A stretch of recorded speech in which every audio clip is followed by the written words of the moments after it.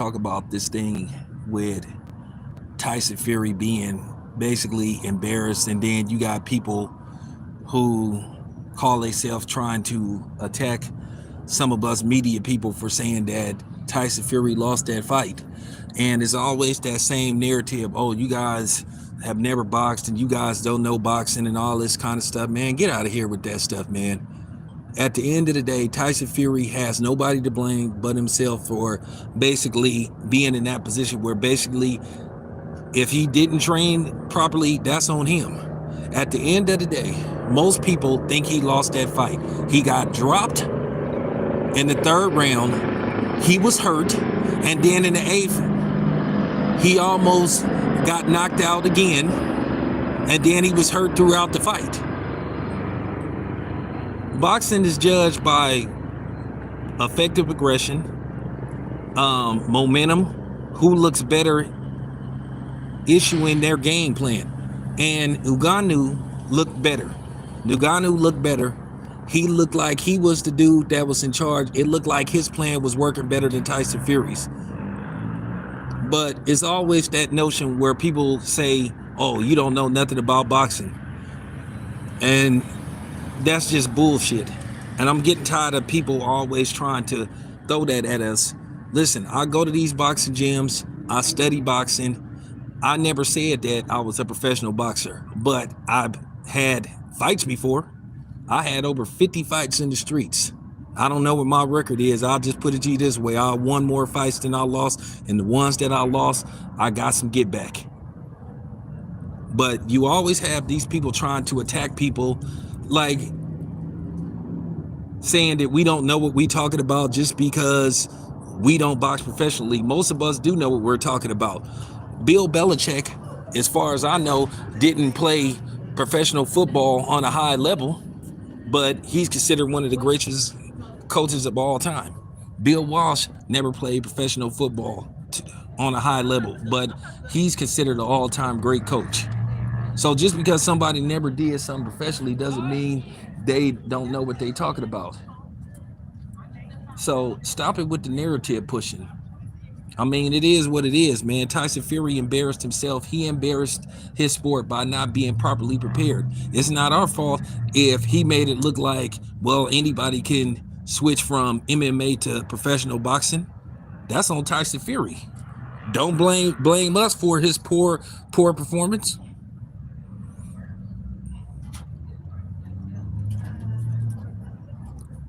Like I said before, Tyson Fury almost got knocked out at least twice in that fight.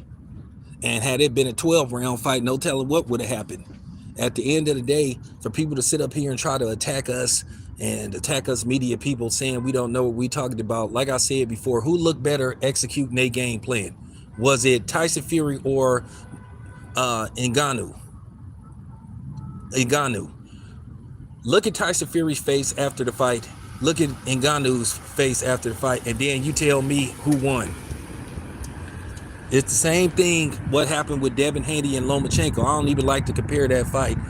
Devin Haney busted up, lumped up Lomachenko, but somehow, some way, because Lomachenko had 2 dominant rounds out of 12, he won the fight. Stop it.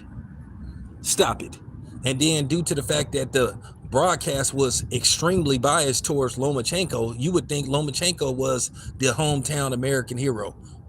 But at the end of the day, that fight wasn't no robbery.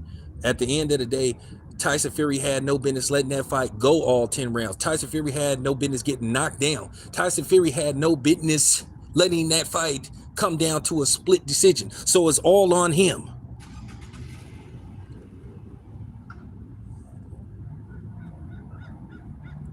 That's real. So why are we mad at the media people, or why are some of these boxers attacking the media? Because we're saying that the wrong guy won the fight. Tyson Fury looked terrible in that fight.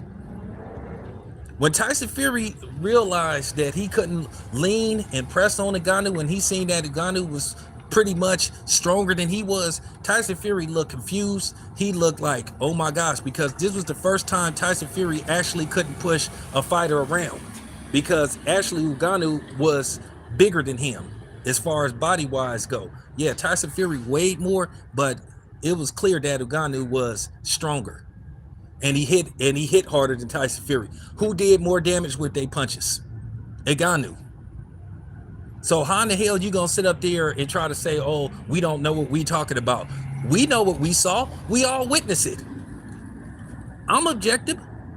I had no horse in the race. I didn't even think I was gonna watch that fight because I thought Tyson Fury was gonna destroy Ngannou. But I just said, okay, I'll watch it. But please miss me with that crap. Yeah, I had it 6'4" Ngannou or 6 or should I say 5'4" and 1 even. That's the worst case scenario. Ngannou still won that fight. It ain't our fault.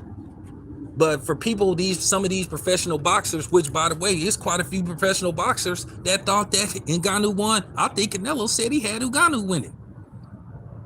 So if Canelo says, hey, he thought that the wrong guy won the fight, and we know Canelo should understand because Canelo then got the benefit of the doubt in a few of his fights.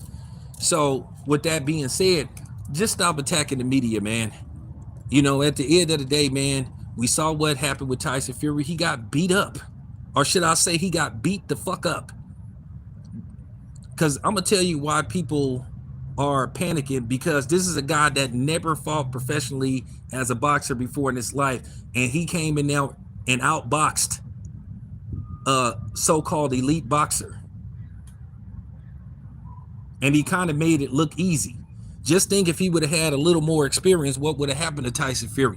If they fight again, he might knock Tyson Fury out. And that's real talk. But anyway, I'll be back with more. This is your boy Town. I'm out.